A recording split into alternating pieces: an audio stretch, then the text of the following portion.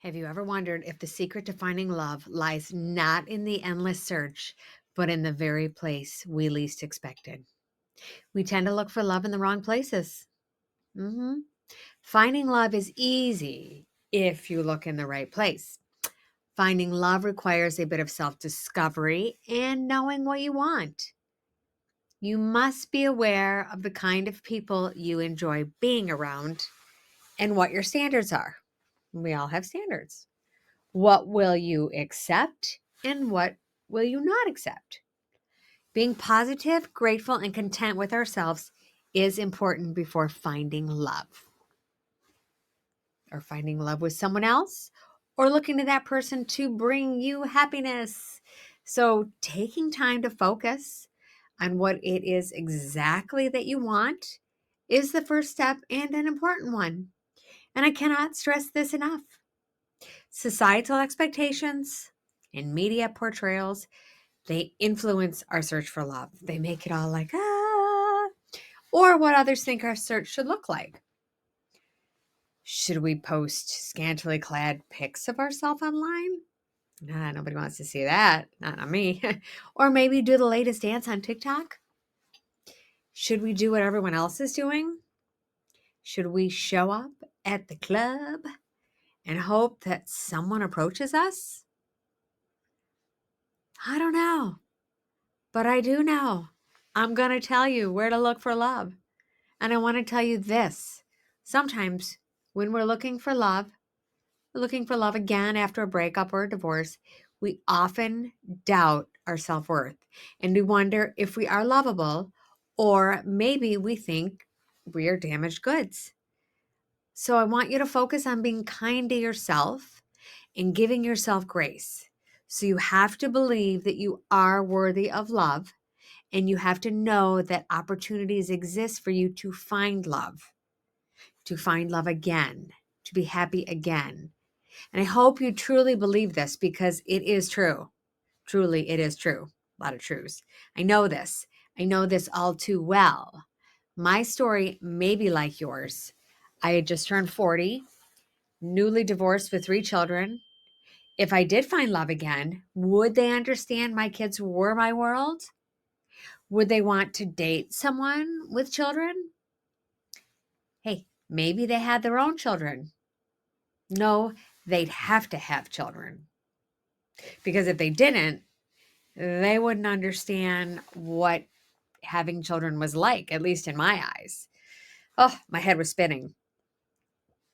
Yeah, a lot of stuff going around up there. But like any project, task, or underlying undertaking in life, you have to start first with a plan.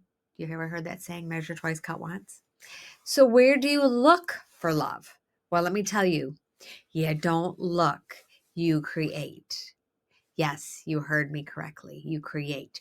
You make a list of what you want, what you're looking for. Write it down, personality traits you'd like, and other characteristics of that person, right? The key here is that you're visualizing what type of person you want to come into your life by writing it down. You're visualizing it by putting pen to paper or keystrokes into words. So this does work. I am living proof. If you want to find someone special, it takes a bit of effort. But hey, this is not work. This is about weeding out what you don't want and focusing on what you do want because you have to focus on it to bring it into existence.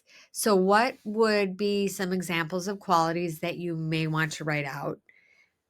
I would say if honesty is top of the list, you could write, I want my partner to be honest, allowing trust to be the foundation of our relationship, or something like that.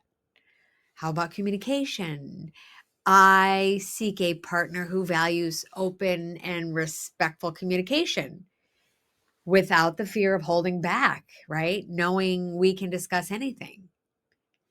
Or possibly, my ideal partner is genuinely kind, treating myself and others around them with compassion, not putting others down and treating others as equals. So maybe it's a sense of humor, right? You could say, I want someone who shares a sense of humor, able to find joy and laughter even in challenging times. That's a tough one, right? Challenging times, finding the joy. How about dependability? I want my partner to be dependable, someone I can rely on who will be there for me, even though I don't need to be rescued. How about I desire my partner to be a coffee drinker like I am?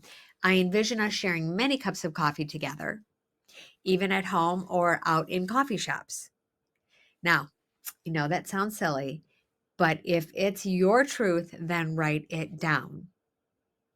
The goal is to go as deep as you want, guys. One item I had on my list is I desired my partner to enjoy throwing and hosting parties, dinner parties, and the like, whether there were family gatherings or friends. I also had a request that my partner loved dancing as much as I do, right? You don't have to be worried about what someone or anyone will think about your list of desires because you don't have to show anyone your list. I would say one thing once you have the list, make a copy of it or fold it up, put it in your wallet, your purse, your backpack, or anything you have with you when you're out of the house or that you carry with you. So maybe you spend a lot of time driving for your job. Maybe you want to keep it in the glove compartment or in one of those many little pockets that we all have in our cars. The point is, have it handy. Pull it out and read it every so often. Read it every day. Read it every other day. Read it once a week. So, is this resonating with you? Do you believe me? Listen, guys, it works. It works. So, the universe has a way of bringing us what we ask for. You have to be specific, though. And as a side note, don't expect to get everything on the list, right? No human being is perfect. A lot of people come close, but nobody is perfect. So, with that being said, when I made my list of qualities and characteristics, it was, or I should say, if it was a non negotiable, a must have or must not have, I indicated such by writing non negotiable next to the item. For instance, you may have, my partner is a non smoker. You could write out non negotiable or just write the initials NN, possibly even highlight it, right? Or you could write, my partner is a smoker like I am. So everyone's list is going to be different. And that's the beauty of life. We are all different, right?